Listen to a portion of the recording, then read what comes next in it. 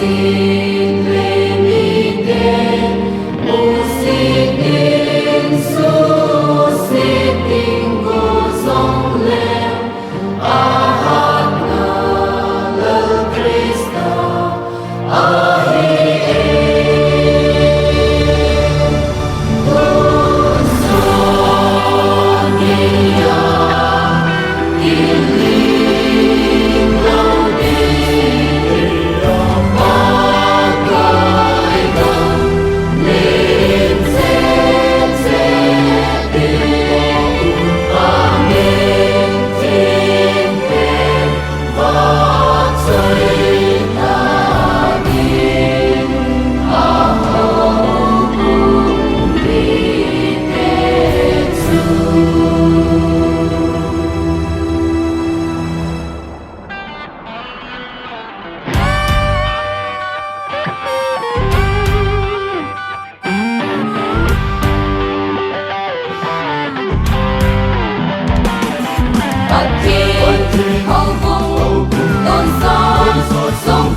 Kỳ âm su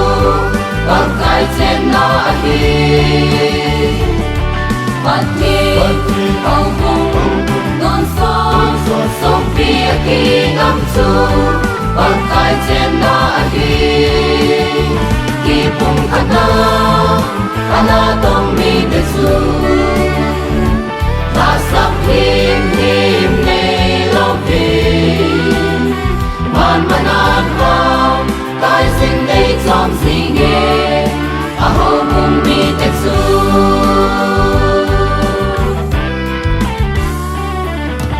tu ta tu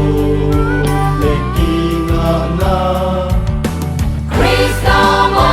ti san na cho i hi van nam cha mi chim tu le su nit ti ku tot kha ho su e zo lo ding mat ki hong kong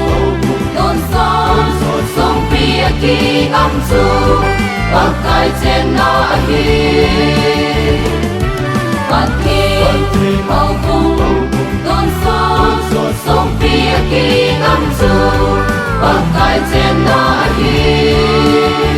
ki phung khana tông mi te su ta sắp him nei lo vi man manan vào tai sinh đây trong gì nghe a hô cùng mi te su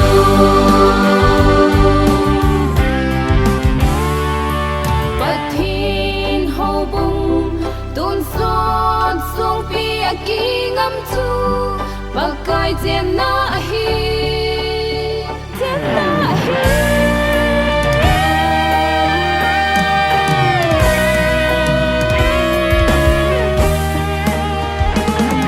Phật thi hậu cung tôn son sông phi a ki ngâm su bậc cai trên na hi e bung khana tông mi te su ta sắp him nei lo vi van manan pa tai sinh e trong gì nghe a hô cùng mi te su van manan